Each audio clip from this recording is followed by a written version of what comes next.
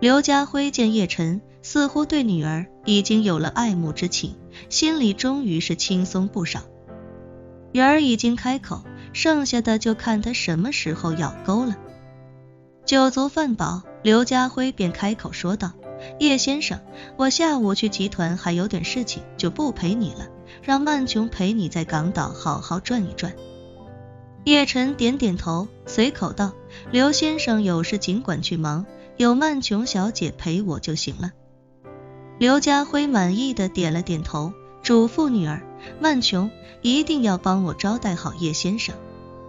刘曼琼也不含糊，直接开口问道：你答应我的那5000万善款什么时候安排？刘家辉随口道：只要你听话，3天之内我让财务把款打到你们基金会的账上。刘曼琼点了点头：叶先生在这见证，你可千万要说话算话。那是自然，刘家辉一脸严肃地说道：你老逗我这么多年，什么时候言而无信过？叶晨听到这话，心中忽然有些厌恶。刘家辉这辈子有过多少次言而无信，叶晨不知道，但他知道刘家辉在父亲去世之后就违背了对自己父亲的承诺。只是刘曼琼并不知道这些，他听到刘家辉这么说，便放下心来，道：那就好。叶晨看了看刘家辉，很想问问他是否还记得叶长英，是否还记得他与叶长英之间的约定。但仔细想想，现在如果这么问，刘家辉肯定就猜到自己这次来港岛是为了陈兆忠，而不是为了跟他谈合作。甚至他很有可能因此想到父亲，再结合自己姓叶，结合自己与父亲长得很像，从而推断出自己的身份。想到这里，叶晨暂时压下了这个冲动。他飞了1万多公里来港岛，不能这么轻松就暴露自己的身份，那样就不好玩了。于是他看着刘曼琼笑道：刘小姐，既然饭也吃完了，不如我们先走。刘曼琼点了点头道：好，那就走吧。叶晨站起身来，对刘家辉和方嘉欣说道：刘先生，刘太太，感谢你们的盛情款待，我跟刘小姐出去四处逛逛。刘家辉笑呵呵地说道：好的好的，那叶先生先跟曼琼一起好好玩，咱们明天再聊正事。叶晨与刘曼琼并肩从餐厅出来，刘曼琼对叶晨说道：叶先生请稍等，我上楼取点东西。叶晨问他：曼琼小姐，需要我帮忙吗？不用了，刘曼琼随口道，就是一些个人物品，麻烦叶先生在这等我一会儿，我马上就下来。叶晨点点头，好。刘曼琼坐电梯上了楼，片刻后便抱着一个纸盒子从电梯里走了出来。叶晨主动上前开口道：曼琼小姐，我来帮你拿吧。刘曼琼微微点头，谢谢叶先生。叶晨随手接过箱子，抱着他与刘曼琼一起出了别墅。到了院子里，刘曼琼便径直朝着一辆普通版的特斯拉 Model 3走了过去。这辆特斯拉最便宜的入门级轿车，在这满是劳斯莱斯与迈巴赫的院子里显得格格不入。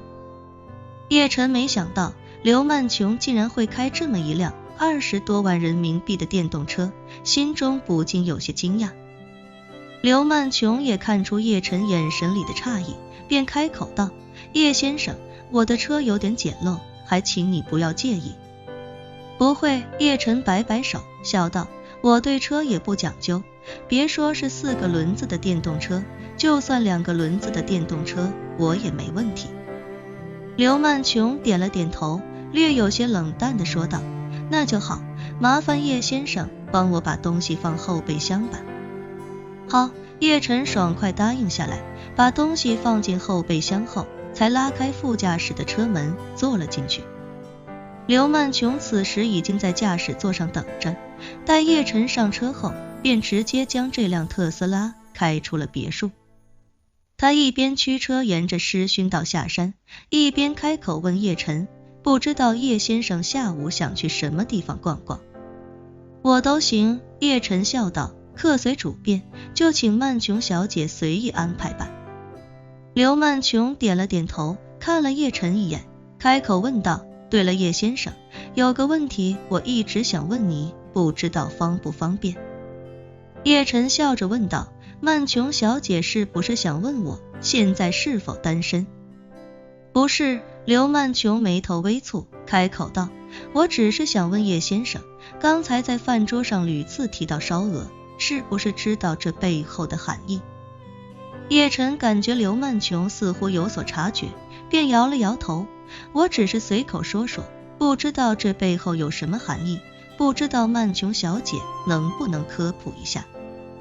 刘曼琼淡淡道，我父亲以前有一个手下，名叫陈兆忠，后来这个陈兆忠带着我现在的后妈私奔去了美国，在美国唐人街开了一家烧鹅店。他们两个私奔的事情对我父亲来说一直非常敏感，所以烧鹅对他来说也是一个忌讳。叶晨避重就轻地说道，曼琼小姐，恕我直言，你那位后妈看起来不像是能吃苦的人了。确实，刘曼琼道，她平时连自己的内衣都懒得洗，每天都要好几个佣人围着伺候左右。说着，刘曼琼也不禁感叹，不过就是这种养尊处优的性格，还能跟着陈兆忠在美国起早贪黑的开了几年烧鹅店，这一点真是我没想到的。叶晨随口道，那看来他跟那位陈兆忠才是真爱。刘曼琼摇头道，这个我就不知道了。说着，他又看了一眼叶晨，问道，叶先生，这些事情你真不知道？叶晨耸肩道，我知道刘太太之前跟人私奔过，这件事全港岛应该都有耳闻，许多大企业家茶余饭后也会当作八卦聊起来，不过她跟人私奔之后在国外做什么，我没听说。叶晨看出刘曼琼不是一般女人，所以也不想让刘曼琼察觉到自己的真实动机。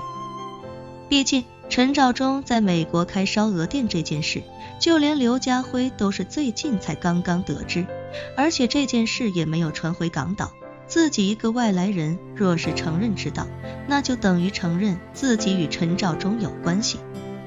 刘曼琼有些将信将疑，他总觉得饭桌上叶晨提及烧鹅好似有意为之，但一听叶晨这么说，却也觉得逻辑上没有什么漏洞。毕竟叶晨的身份是伊苏航运的高层助理，而且又是从内地过来，想来也不太可能知道美国唐人街的事情。于是他便把这件事丢到脑后，对叶晨说道，叶先生，如果你没有指定要去的地方，那我们就先去一趟尖沙咀，我和我的同学在那里组织了一场慈善义卖，我把车里的东西给他们送过去。叶晨点了点头，道，没问题。